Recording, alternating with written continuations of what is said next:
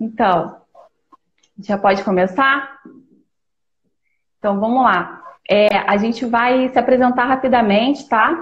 A discutir a temática. Então, eu sou Patrícia, eu sou doutoranda do programa do PPG Educa da Universidade Rural, eu sou integrante do LEPED, e a minha pesquisa ela tem como temática políticas, né, a organização político-pedagógica da escola, no que se refere ao atendimento dos estudantes público-alvo da educação especial. O meu campo de trabalho, né, também é ligado a essa área. Eu atuo no cargo professor 1 de Educação Especial do município de Duque de Caxias, onde eu acompanho 2 escolas que têm estudantes público-alvo de educação especial, tem 2 salas de recursos multifuncionais, né, e classes especiais. Então, a gente trabalha nessa perspectiva aí de promover a participação, a aprendizagem desse público. A Nelly pode se apresentar. Bom, boa tarde a todos e todas. Esperando que todos estejam bem nesse momento. Meu nome é Nelly, como vocês já sabem, sou professora do atendimento educacional especializado no município de Nova Iguaçu e estou também como professora substituta no Colégio de Aplicação da UFRJ na área da educação infantil. Minha pesquisa, eu fui mestranda do Alain, hoje sou mestra, fui a segunda orientanda dele, e minha pesquisa estava relacionada às políticas públicas em acessibilidade e o uso das tecnologias assistivas no município de Nova Iguaçu. Então, o estudo foi relacionado a essa questão. Então, como era a participação desse trabalho, da tecnologia assistiva no município. Isso aí. Então, a Nelly, ela teve essa temática, né, de acessibilidade na dissertação dela. Para a gente começar esse debate, nada melhor entender o que é a tecnologia assistiva, né? Então, a Nelly ela vai estar explicando para a gente na íntegra o que é esse conceito, né? Como ele é realizado na escola. E, na verdade, a tecnologia assistiva, ela só não beneficia a inclusão e educação. Ela favorece também a inclusão social, né? Ou seja, a inclusão, a tecnologia assistiva, ela não é uma escola, somente na questão da educação, né? Em todos os níveis e modalidades do ensino. Lembrando até que a inclusão, a educação especial na perspectiva inclusiva, ela é transversal ao ensino, né? Vai desde a educação infantil até o nível superior. Então, a tecnologia assistiva, ela está tanto na escola, como também na sociedade. E na sociedade, o que ela ajuda? Ela promove, né, esse fazer, ela auxilia essa questão do fazer profissional dessas pessoas, pessoal, em vários momentos. Então, a Nelly, ela pode abordar um pouquinho para a gente, na íntegra mesmo, o que é a questão da tecnologia assistiva. Aqui a gente vai relacionar realmente ao âmbito da educação especial, né? Então, são recursos e serviços que contribuem para proporcionar e ampliar habilidades funcionais de pessoas, promover a vida da inclusão dessa pessoa, né?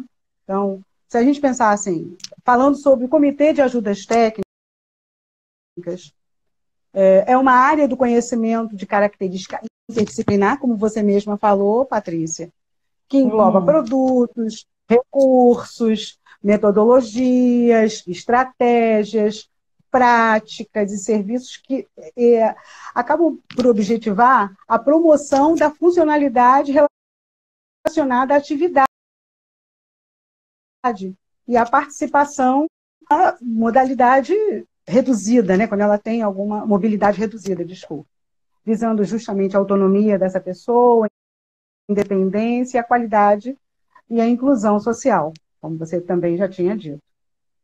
Entende? Então, a gente pode pensar nos recursos, especificamente. Então, existem vários recursos, como, por exemplo, bengalas, brinquedos, roupas adaptadas, softwares, hardwares específicos para um determinado tipo de deficiência, já que a gente, enquanto professor do atendimento educacional especializado, trabalha com as especificidades. Então, a gente pode pensar no que esteja relacionado às questões da acessibilidade, recursos para mobilidade manual, a elétrica também, equipamentos de comunicação alternativa, chaves, acionadores especiais, e aí tem uma série de recursos que atendem a essas necessidades. E também podemos falar agora sobre os serviços.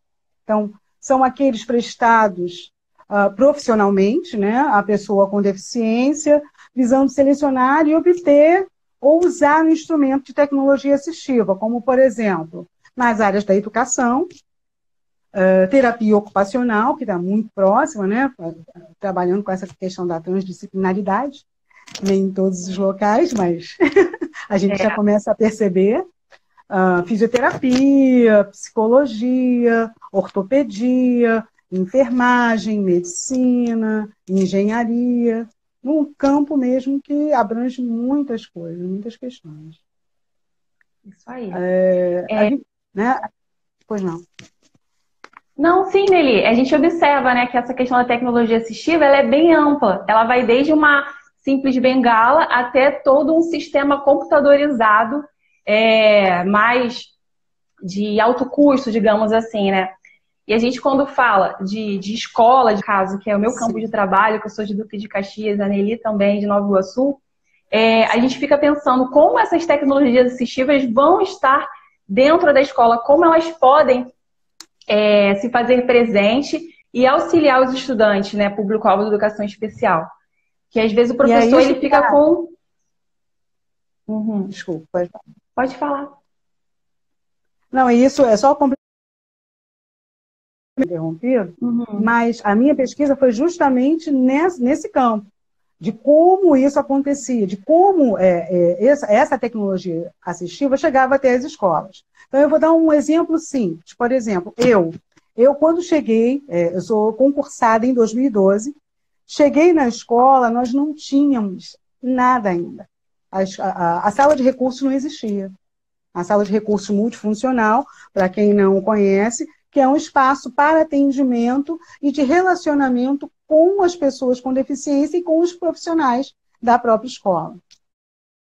E a gente faz um trabalho pedagógico dentro desse espaço. Então, chegando lá, a sala de recursos ainda não existia e não temos, nesse mesmo espaço, eu não tenho ainda nenhum material que seja encaminhado pelo MEC.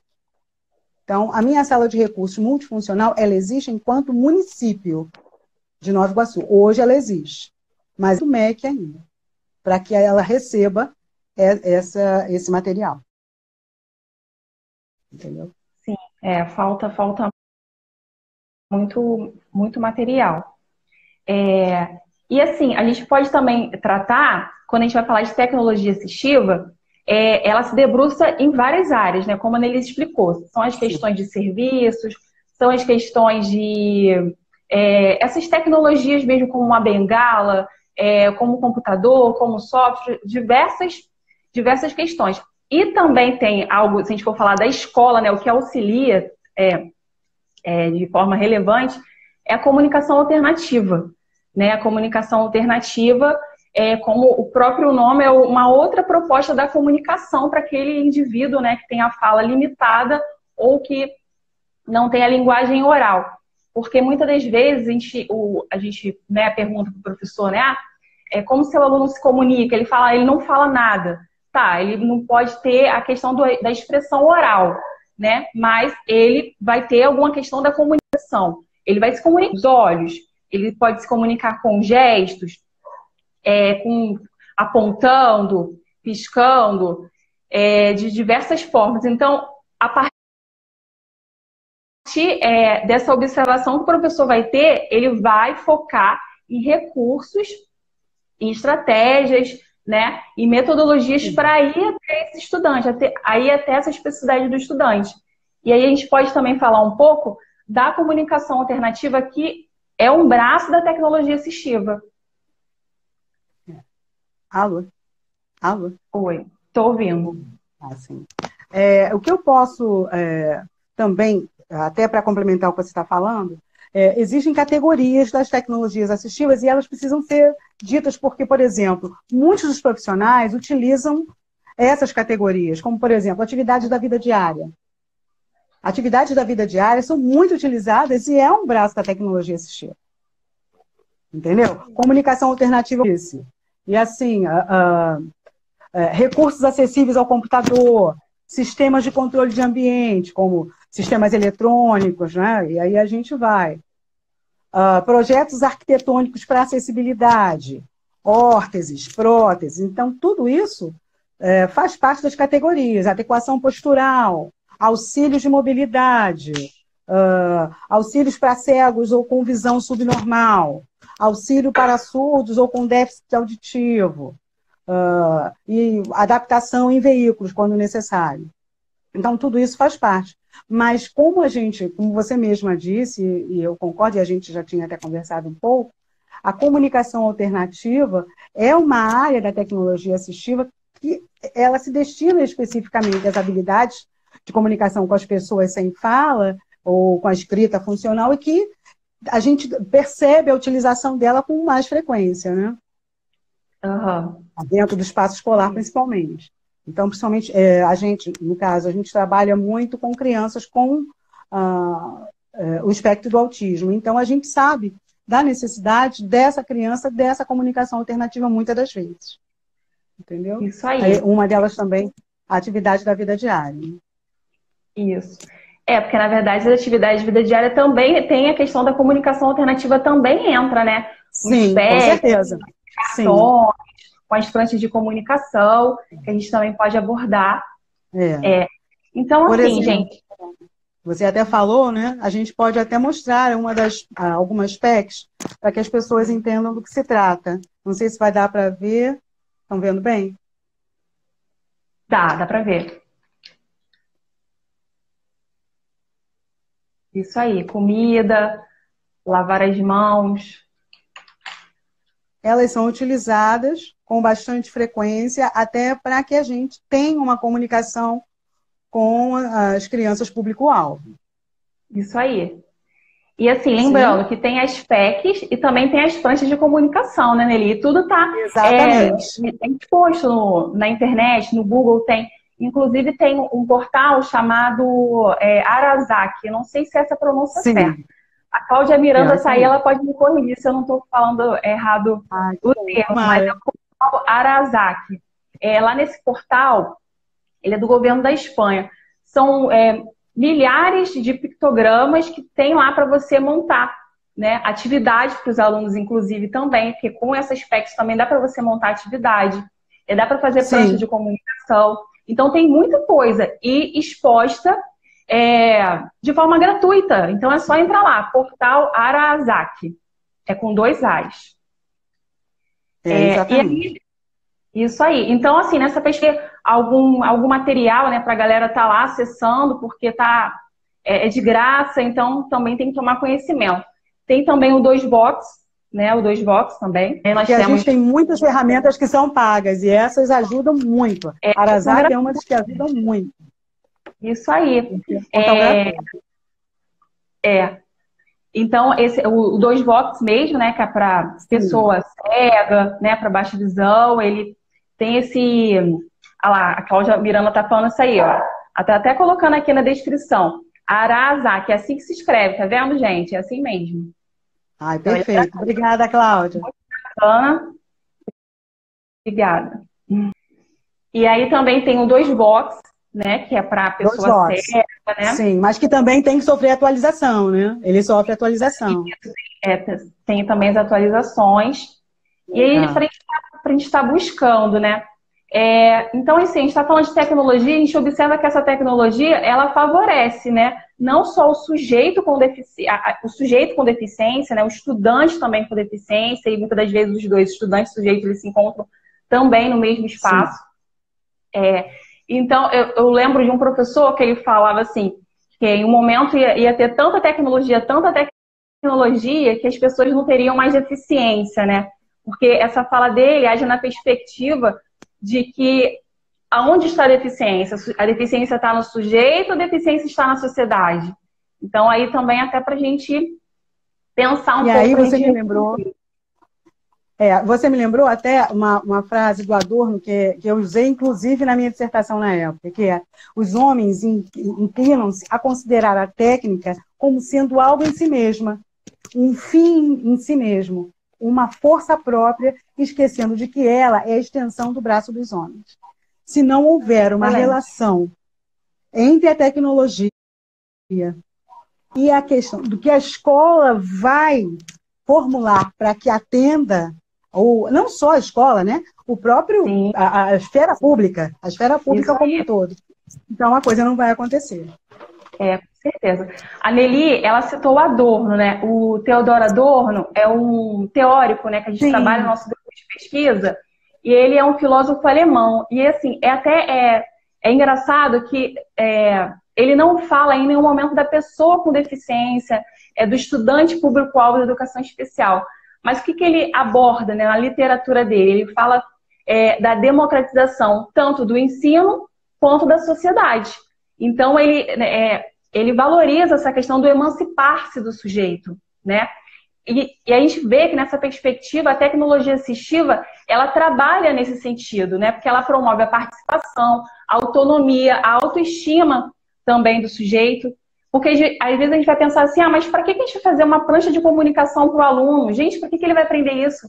Não, ele vai se comunicar, ele vai ter uma autoestima, ele vai estar ali aprendendo, ele vai estar trocando com os pares, né? Então isso também é bacana a gente ver a gente ter esse olhar diferenciado, né, na perspectiva de incluir a todos nas suas diferenças. Com certeza. Agora, voltando até as PECs e até pensar nas diferenças, eu trouxe aqui uns cartões que são eu vou mostrar para vocês, para acompanhar o banho da criança. Todos estão visualizando? Sim, dá para ver ele. Dá para ver, né? A gente percebe aqui, nessas figuras, e aí a gente pensa numa tecnologia, se ela atende a todos ou não, uma criança negra se reconhece aqui? Não. Né? Então, isso aqui atende a todos? Ou teria que ser um cartão, e a gente repensar essa questão de cartões que pensem nas especificidades? Eu acho que é uma das questões que a gente precisa começar a trazer, a levantar.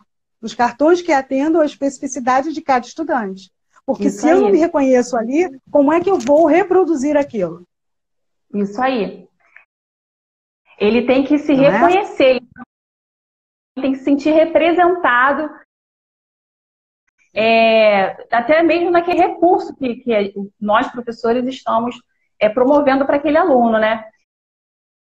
E aí entra também até um outro debate, por exemplo, vamos pensar, será que todos os alunos eles vão funcionar com a determinada prancha de comunicação feita pelo aluno Luiz? Não. Exato. Às vezes o aluno ali que está chegando, o Rodrigo que está chegando, não vai funcionar com ele aquela prancha de alternativa. Naquele momento também não vai dar conta. Exatamente. E nem sempre a criança se relaciona com a prancha de comunicação. Sim, e aí justamente. A gente tem um outro método. Outras questões. A gente combinou de trazer alguns recursos, né, que a gente usa na escola, só que muitos estão lá na escola, né? A gente está impossibilitada de... Estão todos lá. Mas, por exemplo, não sei se vocês conseguem ver aqui. A gente até colocou alguns recursos que a gente confecciona no site do Eleped, né, na página do Instagram. Esse daqui, que é um recurso de nome de pareamento. Isso aqui é feito com pregador. É um recurso muito bacana, né? Então, até para você trabalhar com esse aluno na perspectiva lúdica. Mas aí vamos pensar, né, para a gente problematizar. Isso aqui, sim, é uma tecnologia assistiva também. Mas vamos pensar, o aluno que tem, de repente, alguma dificuldade cognitiva, uma paralisia cerebral, será que ele vai conseguir pegar? Será que ele vai ter? Então, não. Então, a gente vai ter... Vamos pensar outra metodologia. Talvez, vamos lá, né, eu estou usando aqui as coisas que a gente tem aqui para a gente exemplificar. Então, vamos modificar, vamos fazer talvez com um palito de picolé, né? Então, aí dá para ele já ter essa pegada, para ele fluir com os processos de escolarização dele.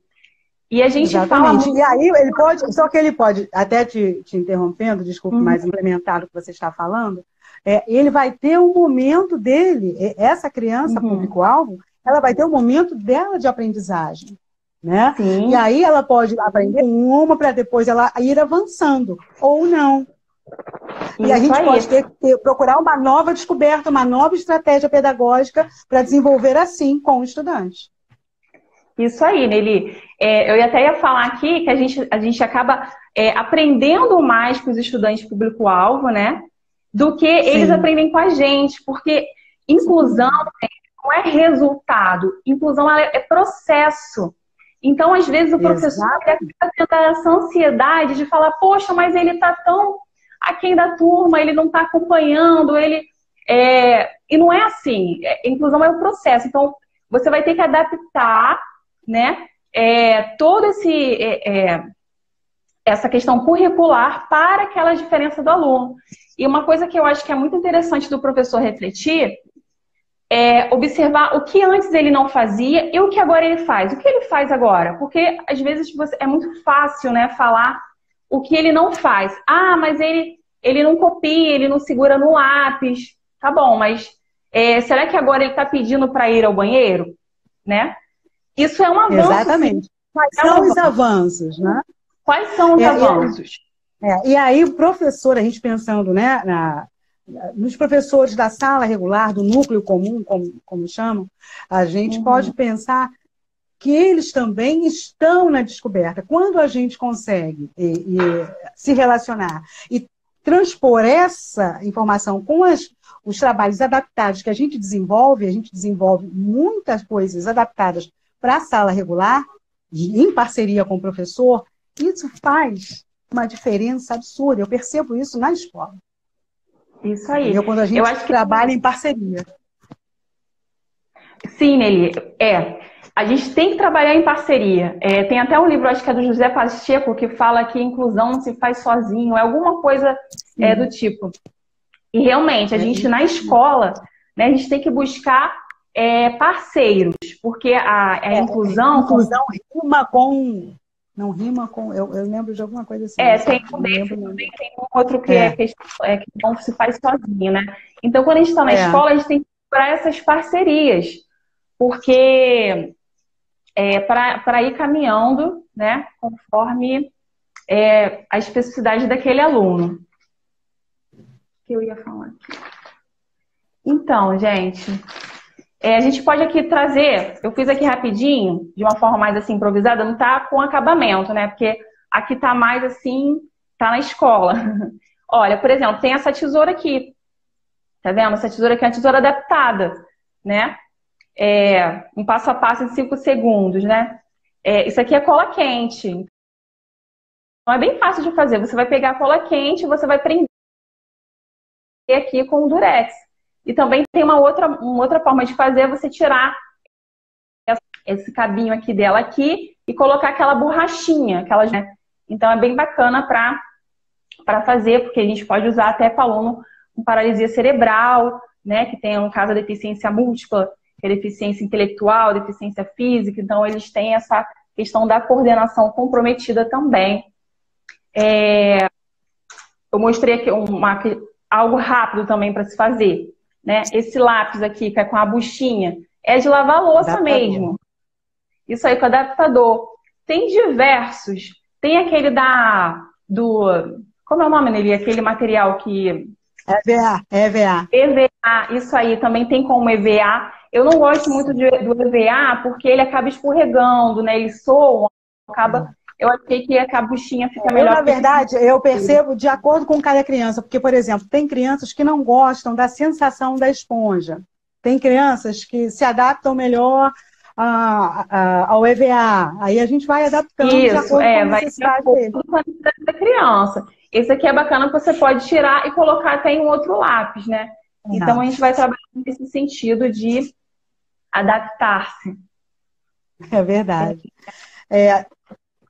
Eu ia mostrar aqui o que eu vou. Eu não tenho, eu só guardei os materiais que a gente pretende. A gente vai voltar, né, gente? Isso vai passar. Com certeza isso vai passar. Então, esse material aqui eu já estou guardando para utilizar com as crianças para a gente trabalhar, fazer uma brincadeira com cores. Então, a gente vai se espalhar aqui cores de tinta e vai fazer um dado, um cubo. E esse cubo, cada hora que ele cair, ele vai cair numa cor específica. Então, ajuda a criança a reconhecimento das cores e também a utilizar a coordenação motora para jogar o dado. Então, é bem legal. Essa caixa aqui vai se tornar um varal, gente. Essa aqui vai se tornar um varal para justamente trabalhar o pensar com as crianças. Então, eu retiro essa tampa e depois eu até posso colocar aqui, se desejarem, para a gente fazer o passo a passo. Eu retiro a tampa, coloco 2 pedaços de papelão aqui do lado e penduro o barbante no arame. E esse daqui é para fazer uma brincadeira, só já tem 3, para a gente fazer uma brincadeira com bola. E assim a gente vai adaptando. Isso aí. Na nossa página também, né, do LEPED, tem um recurso que a gente colocou de caixa de ovo, que trabalha com quantidade. Então, assim, são vários recursos, eles estão expostos na internet. E claro, lembrando que não é porque funcionou, né, com o aluno da professora tal que vai funcionar com o seu também. A gente tem que observar e ter esse olhar humano, na perspectiva assim, do olhar diferenciado mesmo, para ver se vai funcionar com aquele aluno. E às vezes, não é hoje que vai acontecer, pode ser que demore um pouco. O professor ele tem essa ansiedade, né, de logo, cadê o resultado? E muitas das vezes não é assim que... A gente vai ter que sempre que discutir sobre a questão, refletir sobre ela, para que a gente chegue a um resultado. Isso é constante numa escola, porque a escola é esse vai e vem. É um processo pedagógico, que é criado e construído a cada dia, a cada criança. Porque a gente pensa sempre que cada um vai apresentar uma especificidade, independente dela ser público-alvo ou não. Isso. E, Nelly, uma coisa também que é importante falar é que a gente está falando aqui da tecnologia assistiva, da comunicação alternativa, de todos esses recursos, a gente está mostrando. A gente tem que lembrar, gente, que planejamento é uma coisa séria. Não é para você sair improvisando, né? Tem um planejamento. Tanto o aluno que tem deficiência, quanto o outro aluno que também não tem deficiência, não podemos trabalhar na base do improviso. A gente tem que ter um planejamento para aquele aluno, né? E na política pública, né, da educação especial na perspectiva inclusiva, a gente chama do PEI. O PEI ele não é invenção minha, da Nelly, né, que é o Plano Educacional Individualizado. Ele é uma lei, né, tá fundamentado em dispositivos legais, inclusive o Estatuto da Pessoa com Deficiência. Exatamente. Né, ele fala sobre o planejamento, né, ele fala sobre o currículo adaptado. E tudo isso que a gente está abordando aqui tem que estar tratado aonde? No projeto pedagógico da escola, né? Porque aí... O projeto político-pedagógico é importantíssimo para que a gente tenha esse link e futuramente a gente consiga construir muito mais e ter essa criança realmente incluída no espaço escolar. Isso é uma escola democrática. Isso aí, Nelly. Porque a gente tem que ter esse planejamento para aquele aluno, né? Porque às vezes eu já ouvi, né? Alguma assim, né? Como o Alan fala, fofoca pedagógica.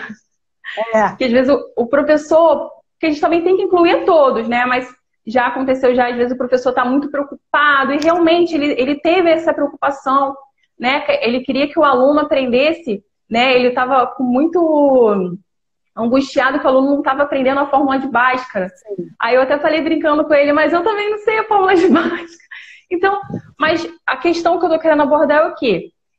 Se o aluno, né, ele tem a deficiência intelectual ou qualquer outra deficiência, ou às vezes nem questão de deficiência, mas trabalhar assim nos variados ritmos e estilos de aprendizagem. Se aquele aluno, no caso era um aluno dele, né, que já tinha 16 anos e que ainda não estava na fórmula de Bhaskara, tá? Mas aí eu perguntei para ele sabe contar? Até quanto? Aí ele falou assim, caramba, eu não sei.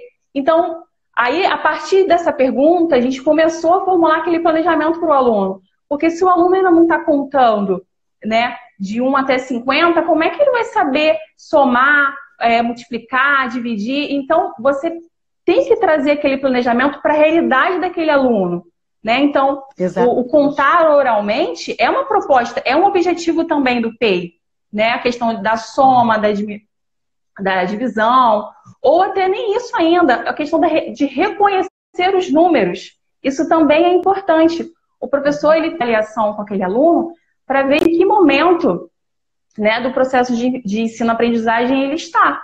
Porque senão é inócuo. Mas muitas vezes o professor se prende justamente na questão que você levantou, que ele não está acompanhando a turma, entendendo o grupo, a turma, com todo mundo entendendo da mesma maneira.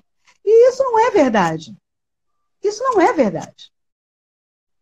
Sim. Entendeu? A gente sabe que a gente trabalha com diversidade. Entendeu? Nós somos diferentes uns dos outros e vamos aprender de maneira diferente uns dos outros. Então, a partir disso, a gente precisa pensar a especificidade do aluno. E quando a gente consegue esse diálogo com o professor, nossa, a coisa flui melhor. Porque aí ele entende, ele para refletir sobre aquilo e a gente faz uma parceria para construir o currículo adaptado ou a atividade adaptada, ou a gente traz o olhar para a própria sala de recursos, adaptando recursos que auxiliem ele lá na sala dele, na sala. E também uma prática que a gente tem, como você falou, fofoca pedagógica, até para o reconhecimento do espaço da minha sala, eu trago os alunos do núcleo comum para a sala e promovo atividades em que a criança participe. A partir disso, o professor começa a desenvolver atividades para a criança também entendendo a especificidade dela. Isso tem dado super certo lá. Isso aí. E também tem um outro ponto que é muito importante, né? Que a gente está falando dos colegas, nossos professores. Claro que a inclusão é de todos, né? Todos os funcionários da escola. Sim. Da merendeira, do pessoal da faxina. Então, todo mundo ali tá auxiliando. Então, a gente tem que ter diálogo. E também com quem? Com a família daquele aluno. Inclusive, para a gente montar um planejamento para esse aluno. É importantíssima. Essa conversa, esse diálogo, essa troca, ele é de suma importância, porque é a família que está ali com mais tempo com aquele aluno do que a gente que é professor, né? Então, a família vai trazer quais são os potenciais daquele aluno, na perspectiva cognitiva, para a gente saber o que a gente vai montar, né, para aquele estudante. E o que você mesmo falou, quando a gente trata, né, da equipe pedagógica, de quem está dentro do espaço escolar, a gente precisa muito da relação com a merendeira, a gente precisa muito da relação com as pessoas que estão fora da escola, com os pais, para que a gente possa trazer competências e habilidades para aquele estudante diariamente, porque isso faz uma parceria e traz assim, a questão da emancipação dessa criança, a autonomia dessa criança, a gente percebe isso com uma facilidade muito grande. Isso aí. Tem uma amiga minha, né, de trabalho, não sei se ela está aqui ainda, mas ela não me deixa mentir. Tinha um caso na nossa escola de um aluno com autismo, né, e esses alunos dentro do transtorno do espectro, algumas vezes, né, lembrando que não existe um só autista, são igual pessoas, não é o que dizer que um é igual ao outro, gente. A gente tem que, né, quebrar esse paradigma. Então, ele, né, tinha essa questão dessa questão de comer compulsoriamente. Então, E ele enganava a gente, ele falava que estava com fome. Então, com quem a gente vai ter que buscar essa parceria? Com quem? Quem colocava a comida dele, que é a merendeira. Exatamente. Então, a gente com essa merendeira, a gente, vamos ver, porque ele não pode, né? Porque ele vomita depois. Então, tem essas questões que acontecem na escola e todos da comunidade escolar têm que estar por dentro dessas múltiplas diferenças, né? Essa diversidade, né, que se encontra mesmo. Sim. Então, Nelly, é rápido, né? 1 hora passa muito rápido. Deixa eu ver que horas são. Não, ainda falta muito. 4h40? Isso aí, 4h40. Eu acho que a gente pode entrar num assunto que tá bem polêmico, né? A questão desse suposto ensino à distância que está sendo instaurado, né? Porque isso nem é ensino à distância. Eu estava falando com a Nelly, o ensino à distância ele tem que ter recurso tanto para um quanto para o outro. Esse não está. E então, a gente tem que pensar que a EAD é uma modalidade de ensino. Então não pode ser vista de qualquer maneira, né? Sim. Efetivamente. E aí ele é meio fantasiado de homeschooling, não sei. E a gente observa que...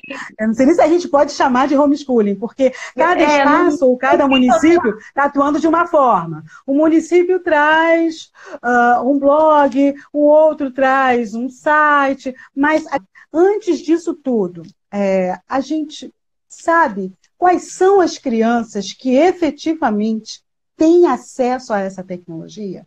Isso está registrado de alguma maneira através de um questionário, sabe? Isso precisa ser registrado pelos espaços públicos, né? Pelo poder público. Isso aí. E porque, na verdade... Por exemplo, né? A gente está sem censo no Brasil já faz algum tempo. Então, a gente não tem nem informações do censo. Isso aí. Alguns colegas vêm, né, perguntar e, na verdade, né, o que eu falo é que isso não é prejudicial só para o aluno com deficiência. É prejudicial também para o aluno que não tem deficiência, porque aí que tá, a gente vai falar agora da deficiência da sociedade, né? Porque até as questões... mas todo mundo tem celular hoje, tá bom. Pode ser que a maioria tenha celular, mas uma pergunta, tem internet? Qual é a internet dele, né? Exatamente. Vai ser pacote de dados? Não vai ser? Então, é uma série de questões. A gente foi entrar, então, no mérito. Esse celular tem acesso a vídeo? Esse celular tem acesso a vídeo? Esse celular consegue reproduzir um vídeo? Muitos. Justamente. Aí vamos pensar não só no estudante, vamos pensar professor. A gente tem professor que trabalha, professores municipais que trabalham para efetivamente sustentar, de repente, a família. Né? Que não tem esse valor, dá única e exclusivamente para comprar os medicamentos e a sua alimentação. Então, como essa pessoa, enquanto professor, vai ter esse cuidado? Será que ele já tem um notebook? Sabe, são muitos processos que aí a gente volta. Como é que você pode ter uma técnica que não atende a todos?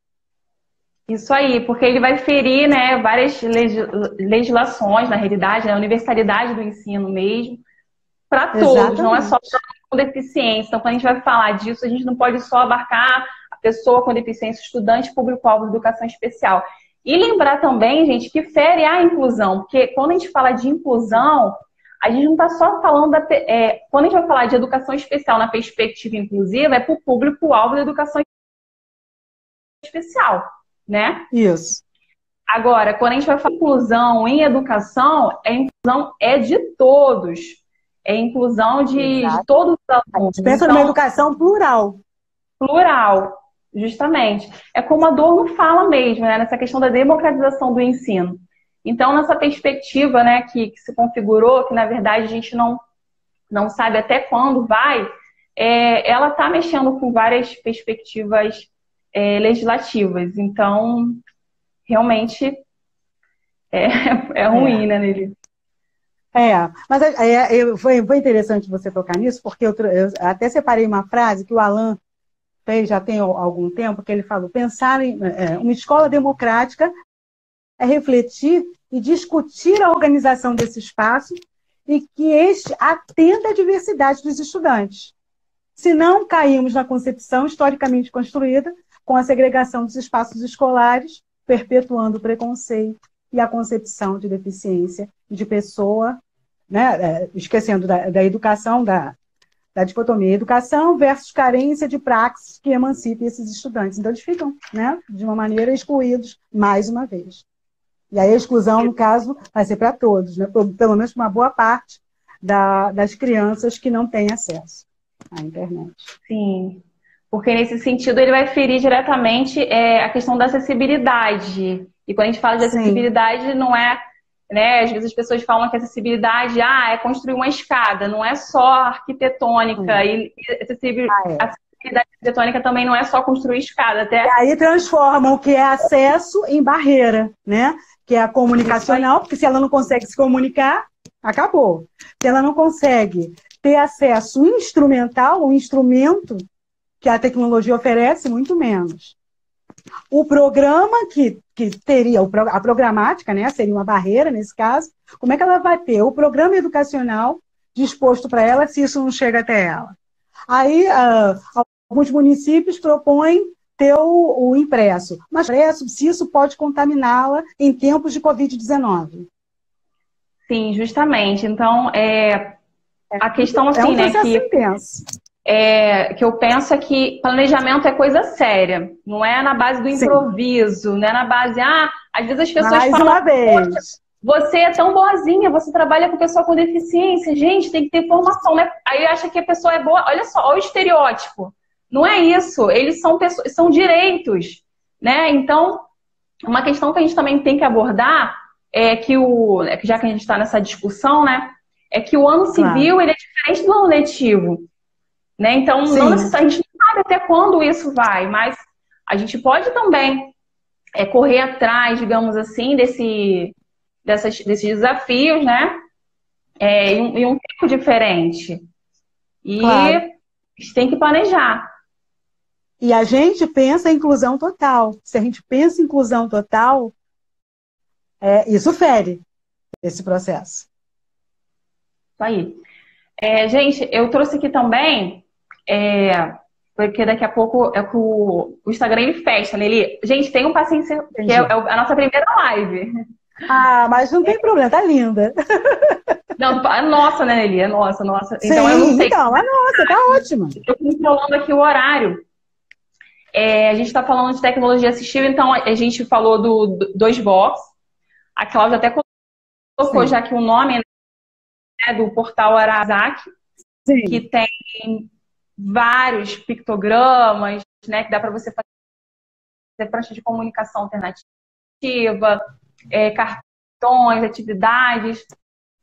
E também tem o projeto Participar, que ele é um software gratuito para alunos que têm deficiência intelectual, autismo. Então é só baixar. Eu não conheço. Eu não conhecia. Achei... Ele é um software gratuito. Então, é legal a gente ter esse conhecimento. Tem um blog também, né, que eu gosto muito, que é o da professora Bel, Sala de Recursos. Muita ideia bacana. Você deve conhecer, né, Eli? Sim. Conhece a professora Bel? Conheço. É muito bacana. Tem atividades, recursos. Então, assim, a gente pode também... Às vezes a gente vê um recurso e não... Às vezes você pensa, poxa, esse recurso não vai dar certo com o meu aluno, mas se eu adaptar ele de alguma outra forma, vai dar certo, né? E lembrando... E aí, faz isso. Eu ia falar que esses recursos, eles não encantam só os alunos com deficiência, na verdade são todos, né? Porque é interessante, eles gostam, eles também querem aprender brincando, digamos assim. Sim. Aí. Principalmente que eu ia falar, você falou do brincar, a gente trabalhar com a educação infantil traz esse lúdico muito próximo para a gente. E a gente vê a relação dentro da educação infantil e nessa outra escola que eu trabalho, é uma outra relação. A gente trabalha dentro do espaço. Então, a gente desenvolve todo o processo pedagógico junto com as outras crianças. Então, o processo de inclusão ele vai acontecendo naturalmente em interação. É muito legal. É Isso muito aí. legal. Nelly, tem uma pergunta aqui, olha, do Miguel. Acho que dá tempo da gente falar Sim. rapidinho, né? Oi, Miguel. O que Claro. ele fala aqui, ó? Ele fala assim, a Rural não adotou as aulas online para o ensino superior. Um dos motivos seria a falta de acessibilidade para a deficiência. Qual a opinião de vocês referente a isso? Alô? Tá ouvindo, Nelly? Sim, que às vezes parece que fica baixo. Não, agora Ele está ficou bom. perguntando que a Rural ela não adotou as aulas online e um dos motivos é a falta de acessibilidade para a pessoa com deficiência. Ele está perguntando qual é a nossa opinião sobre isso, né? Mas qual foi a relação da universidade para o atendimento? Foi só para a pessoa com deficiência, a aula online, ou para todos? Então, justamente, eu até ia falar isso, porque eu acho que a gente pode falar assim na questão da pessoa com deficiência, na perspectiva de não ter esse acesso. É porque o debate ele é bem complexo, né? Tem essa questão do ensino à distância e tal. Eu acho que a gente poderia questionar até a questão assim do portal da Universidade Rural, né? De não ter esse acesso, né? Para todos, para a pessoa cega, para a pessoa surda, outras deficiências, né? Enfim, eu acho que a gente pode falar sobre isso, porque aí você vê, né? Se a universidade, talvez, ela não está dispondo dessa acessibilidade, né, computadorizada, aí a gente... Ela não tem essa ferramenta disponibilizada para o público-alvo da educação especial, então. E aí, se a gente for pensar no campo da escola, então, aí o cenário ainda se torna mais crítico, né? Porque mais são séries ainda. iniciais, justamente. Mais complexo ainda. Mas aí, ele, no caso, as pessoas, né, que necessitam desse tipo de trabalho, devem procurar, como você falou, o próprio portal e indicar a sua necessidade, né? Podem até se organizar enquanto grupo para solicitarem essa organização, né? Isso aí. Você tem acesso à ferramenta. Porque a gente não está falando, a gente vai falar da questão da acessibilidade da pessoa com deficiência no portal da universidade. Porque, como a gente estava falando, a educação especial na perspectiva inclusiva, que é uma política, né? A Política Nacional de 2008, ela fala o quê? Que a educação especial, né, nessa perspectiva da inclusão, ela é da educação infantil até o ensino superior. Então, ela os níveis então, todos têm que ter acesso.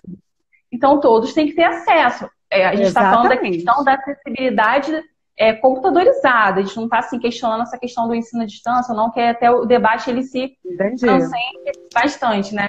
Mas a gente tem que sempre bater nessa tecla que a inclusão, ela não é algo já firme, não é.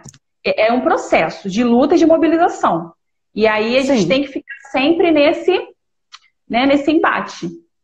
A gente tem que brigar. Por isso que eles, eles vão ter que fazer o papel deles de procurarem os caminhos para buscar essa solicitação, né? Já que não houve. Sim, Nelly, justamente. E, na verdade, existem várias leis, né? A gente trabalha com política de inclusão, né, educacional.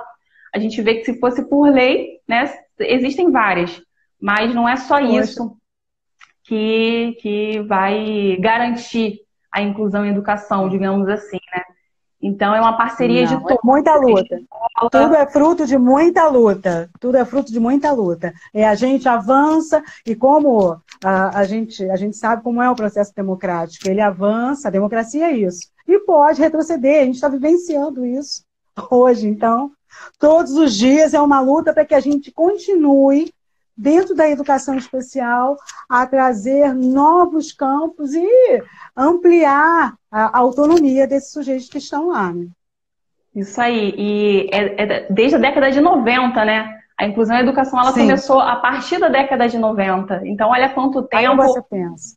Declaração de Salamanca, Declaração de Jomtien, tem políticas públicas, a Política Nacional de Educação Especial na perspectiva da educação inclusiva, que aí já tem, né? Aí tem essa política, tem alguns arranhões, estão tentando fazer algumas modificações, aí tem os debates, e tem a Lei Brasileira de Inclusão, e assim a gente vai caminhando dentro do possível, mas a gente precisa lutar para a manutenção do que a gente já tem e ampliar. Se a gente pensar em tecnologia hoje, por exemplo, que ainda não é possível, e a gente percebeu isso nesse momento do isolamento social, se a gente tem uma política pública que efetivamente atenda a todos, hoje todos os estudantes teriam a sua tecnologia em casa, uma tecnologia que fosse gratuita e para todos. Sim. Que a sociedade tem direito a uma internet pública e de qualidade, porque nós temos direito a isso. Então, gente, nós vamos nos despedir, porque já tem alguns minutos e eu fui orientada que fecha a live. Então, muito obrigada pela presença de vocês. Vai ficar aqui gravado. Então, nos sigam, que a gente sempre está postando coisa nova, material adaptado, estratégias, debates. E é isso aí. Obrigada. Já tem muita coisa para falar sobre isso, hein, gente? Vamos aproveitando. Tem muita coisa. Se quiser fazer perguntas depois, a gente está aqui aberto para responder. Isso aí, até para gerar talvez outras lives com outra ajuda na temática. Encontros. Isso, com certeza. Muito obrigada a vocês obrigada. também. Beijo, tchau, gente. Valeu, obrigada, Nelly. Tchau. Tchau.